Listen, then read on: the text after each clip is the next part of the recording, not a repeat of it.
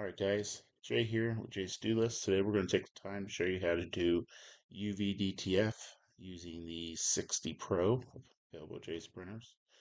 Alright, so we'll go ahead and take the A3 film. These are the film 3 sheets that we sell. And we'll just make sure the film is lined up to wherever your zero mark is is located on your bed. At this point, just a reminder, if you have a fan vacuum table, to go ahead and press that on, turn on your vacuum table. All right, so we need to go ahead and focus and make sure we're printing within 3 millimeters. We're about an eighth of an inch away from the film, otherwise it'll be out of focus. Okay, we'll go ahead and lift it up to the 3 millimeter mark and send it back home. If you don't lock the head back home, it will make a mess all over your film. This is just a reminder that we need to make sure we have a good nozzle check before we go to print for the day. So just press the nozzle button on the front and it'll perform a nozzle check.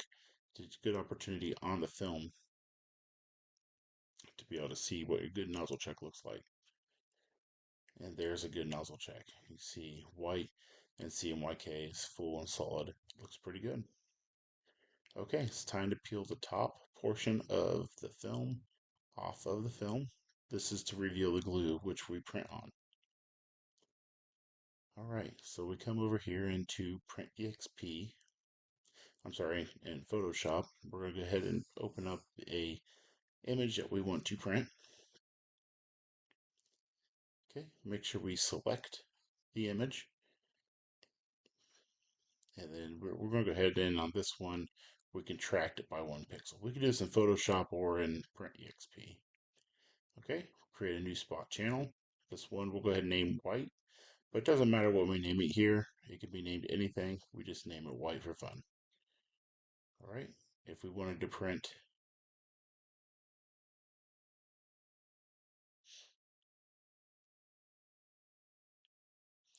okay, you see we're selecting again, and this one we're expanding for gloss. So your second channel we're building is going to be varnish or gloss.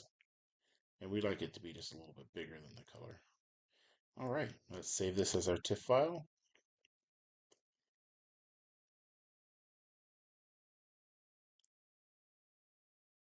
All right, save, save. Okay. Now we'll jump over into Print EXP, as you see here.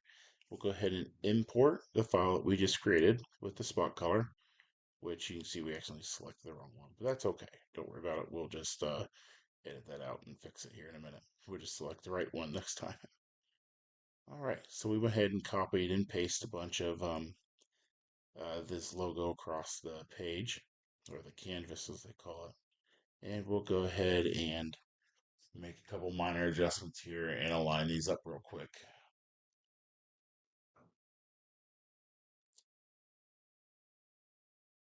Group them. Okay. Copy and paste a few more, duplicate. Here we go. We're just going to line these up real quick. Line, vertical. All right. That looks pretty good. Okay, go up to spot color and don't forget to change your spot color to on. Okay, and if you want, you can rename your channel here to whatever you want, but we'll name it white and then varnish because typically the first one's white and the second one's varnish. Now for printing on the 60 Pro, I suggest using a little less than zero. Oh no, not 50. There we go. Let's go negative 10% with a negative 0.1 bleed there on the right, as you saw. And then just a little less varnish. All right, so we'll click print. We're printing 8 passes and print. Okay, the task is ready and it's ripping and getting ready to print. So I forgot to mention on this video, but don't forget to make sure that your varnish lamp is turned on. There in the bottom right hand corner, there's two silver buttons. We can press those to make sure your varnish lamp's on. I typically like my lamps, the color lamps at 80 to 100%. And then the varnish lamp, you'll be two dials. One will be at 0 and one will be at 20. So as it performs right now, you can see it prints white thin color than the varnish over top.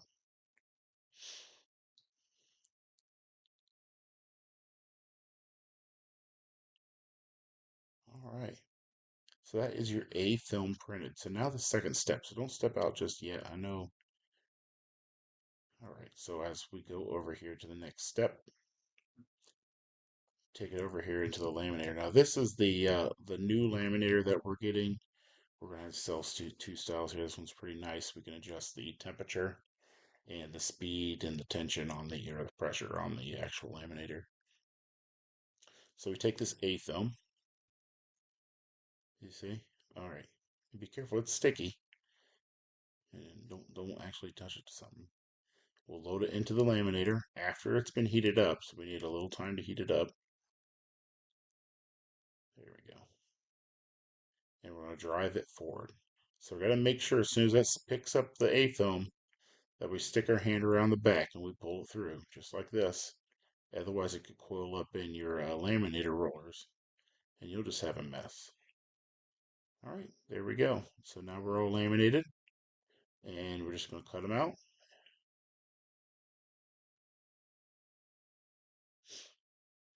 Easy to cut out with a pair of scissors and apply. So peel off the A film, sorry, the B film off the A film and apply it and then pull it on off. Look at that.